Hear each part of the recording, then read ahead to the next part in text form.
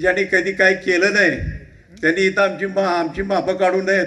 हे झाल्यानंतर जरूर तुम्हाला सांगतो अनेक मंडळी आज कुजबसती त्याचा सातबारा माझ्याकडे सगळ्यांचे सातबार आहे. माझ्या आयुष्यात माझा असला तर कुठं काढा, पण तुमच्या सगळ्यांचे सातबारा माझ्याकडे आहेत. मी अजूनही शांत आहे. या स्टेजवरनं तुम्हाला सांगतो इथं झालं आमदारांचं भाषण 700 कोटी रुपये म्हणले मी आणले. आता कुठं आणले कुठं काय आम्हाला हेच काय कळलं नाही. आम्ही जी भूमिपूजन केली त्यांचेच नारळ आमचेच नारळ त्यांनी पुन्हा फोडून.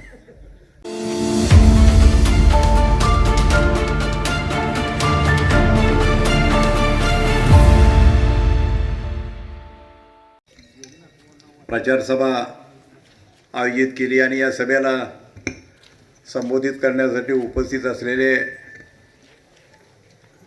या राज्याचे माजी सहकार आणि पणन मंत्री आदरणीय बाळासाहेब पाटील, ह्या जिल्ह्याचे पालकमंत्री, जिल्ह्याचे खासदार आणि जिल्हा बँकेचे चेअरमन सन्माननीय नितीन काका पाटील, या सभेला उपस्थित असलेले आपल्या सर्वांचे परिचित आणि या विभागाचं तरुण नेतृत्व आणि रहमतपूरचे माजी नगराध्यक्ष सुनीलरावजी माने,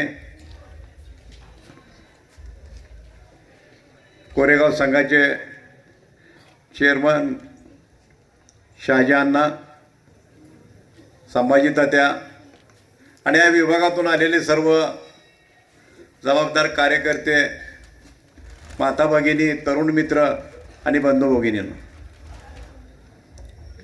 आज या ठिकाणी आपण प्रचाराच्या निमित्तानं या ठिकाणी उपस्थित आहोत. मी प्रथमतः तुम्हा सर्वांचं अगदी मनपूर्वक आणि अंतःकरणपूर्वक सर्वांचं स्वागत करतो. गेल्या 28 तारखेला एक दुःखद घटना घडली.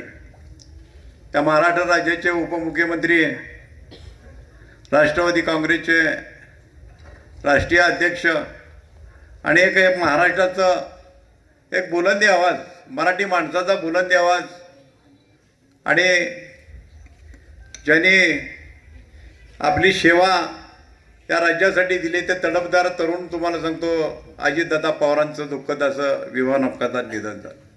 संपूर्ण महाराष्ट्र या दुःखात होरपळला. या महाराष्ट्राला जाणणारा एकमेव नेता कोण असेल? महाराष्ट्रातील 35 जिल्ह्यात गावोगावी जाणारा, तालुक्यात प्रत्येक संपर्क असणारा, कार्यकर्ते असणारा एक फार मोठं नेतृत्व तुम्हाला सांगतो या महाराष्ट्रानं हरवलं. अतिशय मोठं दुःख तुम्हाला सांगतो. सामान्य मराठी माणसाला, सगळ्या बहुजन समाजाला तुम्हाला सांगतो दुःख झालं. प्रचाराच्या निमित्तानं ते बारामतीला येत होते. जिल्हा परिषदेच्या निमित्तानंच प्रचार सभा त्यांच्या त्या ठिकाणी होत्या आणि अशा पद्धतीनं तुम्हाला सांगतो हा महाराष्ट्र शोकसागरात बुडाला.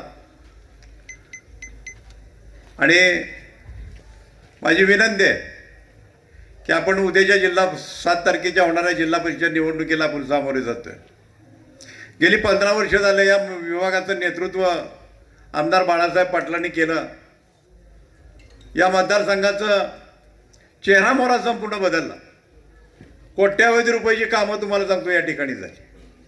या गावाला तर इतकं की स्वरूप आणलं की एक वेगळं गाव तुम्हाला सांगतो या विभागातलं आमच्या 4 वाड्यांनी गाव तुम्हाला सांगतोय.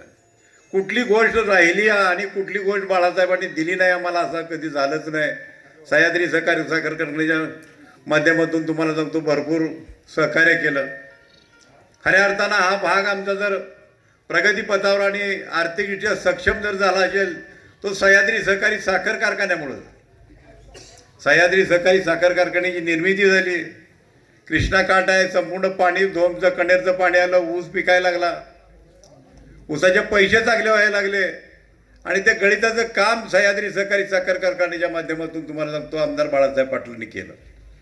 म्हणून आज हे संपूर्ण कुटुंब तुम्हाला सांगतो आमचा सर्व शेतकरी वर्ग अतिशय चांगल्या सुस्थितीत आहे, चांगल्या आर्थिक मान उंचावलेलं आहे. अनेकांची मुलं शिकली, अनेकांची मुलं डॉक्टर झाली, IPS झाली, ICS झाली. ही प्रगती कशामुळे झाली तर बाळासाहेब पाटलांनी जो कारखाना उभा केला त्या कारखान्यामुळे तुम्हाला सांगतो ही तुमच्या आमची आजची प्रगती दिसते. आणि अशा परिस्थितीत तुम्हाला सांगतो आज आपण या ठिकाणी या निवडणुकीला सामोरे जातोय. दुर्दैवानं तुम्हाला सांगतो विधानसभेत आपल्याला अपयश आलं. इतकं काम करून सुद्धा आलं. ठीक आहे, आम्ही समजून गेलो, आम्ही तो पराजय पचवला. आणि अशा पद्धतीनं आज या निवडणुकीला सामोरे जात असताना आपल्या जिल्हा बँकेचे चेअरमन आणि खासदार नितीन काका पाटील या लक्ष्मण कैलासवासी लक्ष्मण पाटलांचे चिरंजीव आहेत. तात्यांनी सुद्धा या मतदारसंघात आणि या जिल्ह्यात अतिशय मोठं काम केलं.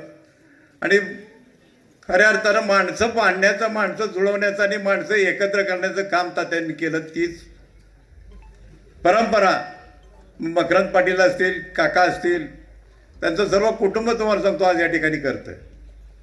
कधी जा, कुठल्याही वेळेला जा, फोन केला तरी काका तिथं हजर असतात, मकरंद पाटील असतात. आणि तुम्ही चिंता करू नका. या स्टेजवरनं तुम्हाला सांगतो इथं झालं आमदारांचं भाषण 700 कोटी रुपये म्हणले मी आणले. आता कुठं आणले, कुठं काय, आम्हाला हेच काय कळलं नाही. आम्ही जी भूमिपूजनं केली त्यांचेच नारळ, आमचेच नारळ त्यांनी पुन्हा फोडून, असला प्रकार तुम्हाला सांगतो या ठिकाणचा. आणि म्हणले इथं कांता पाटलाची फार मोठी दहशत आहे. मित्र हो, मी अजूनही सांगतो, मी प्रामाणिकपणे सांगतो, तुम्हाला सांगतो की या गावाची दहशत तुम्हाला सांगतो या विभागाची काय मंडळींची होती, काय घराण्यांची होती, ती संपवण्याचं काम तुम्हाला सांगतो मी सातत्यानं आज 50 वर्ष झाले या ठिकाणी केलं. सामान्य माणसाला न्याय द्यायचं काम केलेलं आहे. कधी मी कुणाला आई शिवी दिली नाही का, कधी कुणाला दमदाटी दिली नाही का, कधी कुणाला वेडवाकडं बोललं नाही. ही माझी घराण्याची माझ्या पाटील घराण्याची परंपरा आहे. आणि असं असताना तुम्ही फक्त आरोप करताय. ही माणसं प्रेमानं जिंकलेली आहेत, कामानं जिंकलेले आहेत, आयुष्यभर वेळ वेचलाय. मी कधी म्हटलं नाही ग्रॅज्युएशन झालो, आज रिटायर झालो असतो, आज 50-50 हजार रुपये पेन्शन घेऊन मी माझ्या घरी बसलो असतो, माझी बायकाबरोबर सुखी राहिली असते. दुर्दैवानं ते सुद्धा मला लाभलं नाही, माझा चिरंजीव गेला. अतिशय अडचणीत तुम्हाला सांगतो असताना तुम्हाला सांगतो या मंडळींनी आज संभाजी तात्यांनी सांगितलं, या सगळ्या मंडळींनी माझा विचार केला की तात्या तुम्ही यावेळेला जिल्हा परिषदेचं इलेक्शन लढवलं पाहिजे. काका तर अनेक वेळा आले. शेवटी आपले बाळासाहेब पाटील मला म्हणले तात्या मग उमेदवार सांगा कोण आहे तुमचा, मला उमेदवार भागातला सुचवा. तुम्ही जर उमेदवारी स्वीकारणार नसाल तर. या सगळ्यांच्या मंडळीच्या आग्रहासह तुम्हाला सांगतो माझी इच्छा नसताना, माझी प्रकृती अतिशय त्रासदायक आहे, अतिशय खराब आहे. आणि अशा वयात मी आज हे इलेक्शनला सामोरे जातोय. तुमच्या सर्वांच्या प्रेमानं, तुमच्या सर्वांच्या आशीर्वादानं आणि तुमच्या सर्वांच्या सहकार्याने हे इलेक्शन तुम्हाला सांगतो पुढं आपण सामोरे जातोय. मी एकच तुम्हाला वचन देतो की आम्ही आता नवरा बायकोच आहे, अगदी फकीर आहोत. आमच्या हातपाय चालले तर आमच्या शरीरात रक्त आहे तोपर्यंत या समाजाची सेवा करण्याचं व्रत तुम्हाला सांगतो आम्ही घेतलेलं आहे. आणि शेवटपर्यंत तुमची सेवाच करणार आहे. कधी या, कधी सांगा, काय निकाल कसाही लागू देत, पण माझी सेवा, आमच्या मंडळीची सेवा ही तुमच्यासाठी निश्चितपणे असेल. या गटातून वाटार जिल्हा परिषद गटातून माझ्या मंडळीला जिल्हा परिषदेची उमेदवारी दिली. वाटार गणातून तुम्हाला सांगतो पंचायत समिती आमच्या निकिता गिरी, एक चांगलं व्यक्तिमत्व, चांगली महिला तुम्हाला सांगतो या ठिकाणी पंचायत समितीला उमेदवारी मिळालेली आहे. आर्मी गणातून तुम्हाला सांगतो एक तरुण तडफदार, एक चांगला शेतकरी, होतकरू शेतकरी, प्रगतील शेतकरी म्हणून ज्यांच्याकडे पाहिलं जाते ते आमच्या रवींद्रप्पा पवार यांना उमेदवारी दिली आहे. तुम्हाला 2 मतं द्यायचे, एक जिल्हा परिषदला मत द्यायचा, एक पंचायत समितीला मत द्यायचं. दोन्ही मतं देताना घड्याळाचं चित्र बघायचं, घड्याळाच्या चित्राच्या समोरचं बटन दाबायचं, पुन्हा दुसरं घड्याळ पाहायचं, घड्याळाच्या चित्रासमोरचं बटन दाबायचं. अशा पद्धतीनं 2 मतं द्यायचा अधिकार तुम्हाला आहे. आणि तो तुम्ही अतिशय चांगल्या पद्धतीनं 7 तारखेला करावा. मी आता जास्त काय बोलत नाही, भरपूर बोलायसारखं आहे की ज्यांनी कधी काय केलं नाही त्यांनी इथं आमची मापं काढू नयेत. ते झाल्यानंतर जरूर तुम्हाला सांगतो अनेक मंडळी आज कुजबसती, त्याचा सातबारा माझ्याकडं आज सगळ्यांचे सातबार आहे. माझ्या आयुष्यात मी माझा असला तर कुठं काढा, पण तुमच्या सगळ्यांचे सातबारा माझ्याकडे आहेत. मी अजूनही शांत आहे. मेहरबानगी करून तुम्ही आमच्या कुठे वेडवाकडं कुठं अपशब्द बोलू नका. आणि पुन्हा एकदा या तिन्ही उमेदवाराला उच्चांकी मतानं निवडून द्यावा अशी विनंती करतो. आणि माझे मी 2 शब्द संपवतो. जय हिंद, जय महाराष्ट्र.